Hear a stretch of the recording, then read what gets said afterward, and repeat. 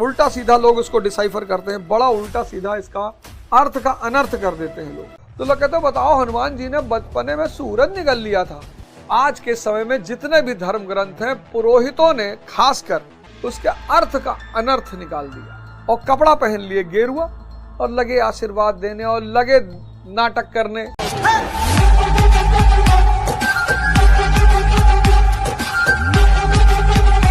तो पिछले अध्यायों में मैंने आपसे चर्चा की कि भजन से बुद्धि का विकास होगा, ब्रह्म विद्या जो आपकी बुद्धि ध्यान की तरफ बढ़ेगी, ब्रह्म विदुर जो आपकी बुद्धि समन करने लगी, विकारों का समन करने लगी, ब्रह्म विदरायन जब आप गुरु बनने की स्थिति में आ जाएंगे, आप दूसरों को सलाह देने लगेंगे, और ब्रह्म विदरायष्ट यानी आपके अंदर सिर्फ इष्ट का प्रवाह होने लगेगा। फिर मैंने आपको बताया कायाकल्प, मन से आप चेतना की तरफ आ जाएंगे, शुद्ध चैतन्य हो जाएंगे, स्वामी अलगानंद महाराज जी की तरह शुद्ध चैतन्य।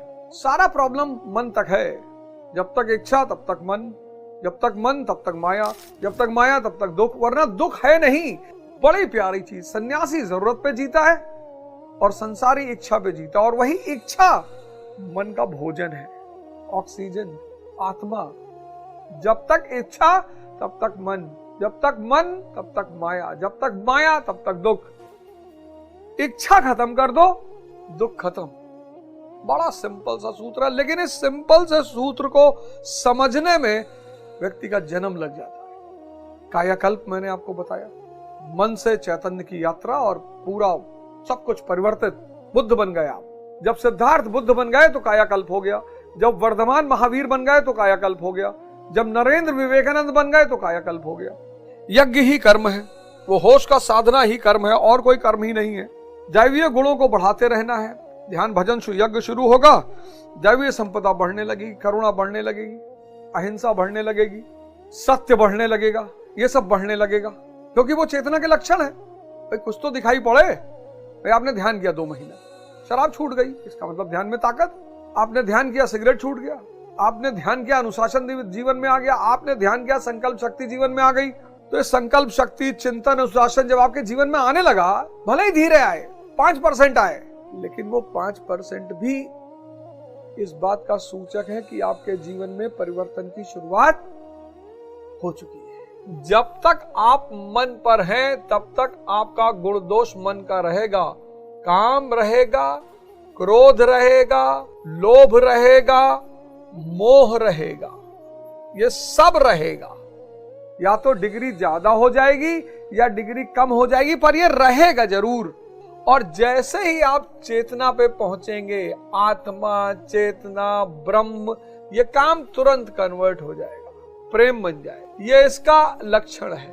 ये क्रोध तुरंत करुणा बन जाएगा, ये लोभ तुरंत दान बन जाएगा, ये मोह अनुराग बन जाएगा। इसलिए जब कोई व्यक्ति मन पर रहते हुए इनका नाटक करने लगता है तो वो पाखंडी हो जाता है। दोनों के अलग अलग गुण धर्म है। सिद्धार्थ जब यहां थे तभी तो स्त्रियों के साथ थे, लेकिन जब बुद्ध यहां आए तो उनको आम्रपाली में भी मां दिखाई पड़ने लगी। अब वो नाटक नहीं है, वो चेतना का गुणधर्म है, क्वालिटी। अब लोग मन पे हैं और कपड़ा पहन लिए गेरुआ और लगे आशीर्वाद देने और लगे नाटक करने, वो पाखंडी है। मन पे रहते हुए कोई भी व्यक्ति, जब तक मन विद्यमान है, भले 0.1% विद्यमान है, तो ये भी गुण 0.1% विद्यमान रहेंगे। जब यज्ञ से सब संस्कार विलीन, मन विलीन, तो बचेगा अन्न, परमात्मा बचेगा, ब्रह्म बचेगा। उसको जो खा लेगा वो सभी पाप से मुक्त हो जाएगा, क्योंकि इसका गुण धर्म ही यही है। बड़ा उल्टा सीधा लोग इसको डिसाइफर करते हैं, बड़ा उल्टा सीधा इसका लोग अर्थ देते हैं, अर्थ का अनर्थ कर देते हैं लोग। जैसे लोग कहते हैं नहीं, बाल समय विभक्त लियो तब तीनों लोक भयो अंधियारो। तो लोग कहते हैं बताओ हनुमान जी ने बचपने में सूरज निगल लिया था। अरे सूर्य का तात्पर्य यहाँ ज्ञान से है, प्रकाश से। हर बच्चा अपने बचपन में अपने ज्ञान को निगल लेता है, विस्मृत हो जाता है, मन और इंद्रियों पे जीने लगता है, तो उसके जीवन में अंधकार फैल जाता है। बाल समय रविभक्ष लिहो तब तीनों लोक भयो अंधियारो, ताई सुत्रास भयो जग में यह संकट काहू से जात न ठौरो, देवन आन करी विनती। हनुमान जी को कोई कमी है? अगर इस देश का हर युवा हनुमान जी बन जाए नहीं है मर्सिडीज उनके पास, नहीं है सोने का महल, भगवान राम पास में है। जब जिस चीज की जरूरत पड़ेगी वो उनके पास आ जाएगा, क्योंकि भगवान साक्षात है ना। इसलिए इस भारत में नवजागरण के जो सूत्रपात है, मिथक, इस भारत में जो नवजागरण के पितामह है, रेनेसांस के पितामह है, वह हनुमान जी। हर गांव में, हर गली में हनुमान मंदिर है।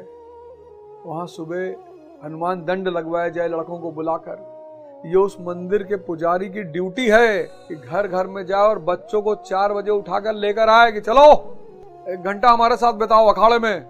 तब गांव वाले चढ़ावा चढ़ाएंगे, क्योंकि उनके बच्चों को, उनके परिवार को कुछ मिल रहा है।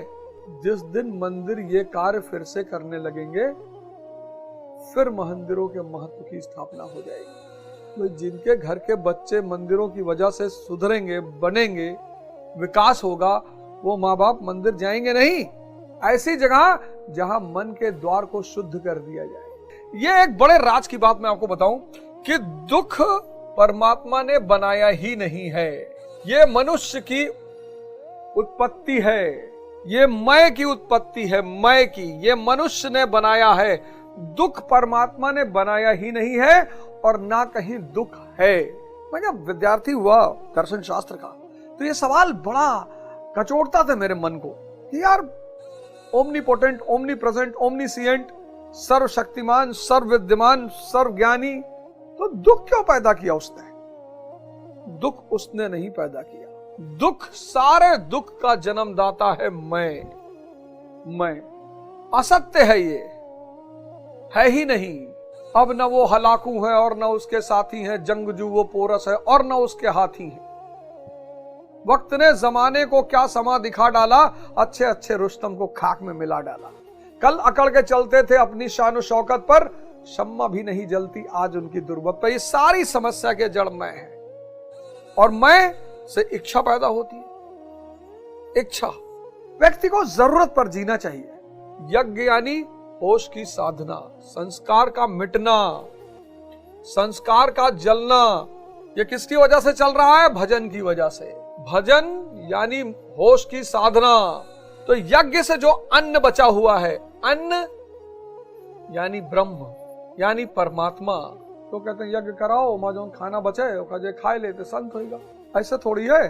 जब सारे संस्कार जल गए तब जो अन्न बचा, समझिएगा इस बात को, बड़ी टेक्निकल बात है ये। यज्ञ करते करते यज्ञ के अंत में जब सारे संस्कार जल गए, मन विलीन हो गया, गायब, उसके बाद जो अन्न, अन्न यानी ब्रह्म, परमात्मा, वो जो परमात्मा बचा, वो जो ब्रह्म बचा, उसको खाने वाले। बड़ा उल्टा सीधा अर्थ निकाला जाता है। मैंने कहा ना, सारे धर्म ग्रंथ, आज के समय में जितने भी धर्म ग्रंथ हैं, पुरोहितों ने, खासकर ज्यादातर पुरोहितों ने उसके अर्थ का अनर्थ निकाल दिया है। और वही आज समाज में संशय और संकट दोनों का कारक है। यहां यज्ञ का मतलब है होश द्वारा संस्कारों का जलाया जाना।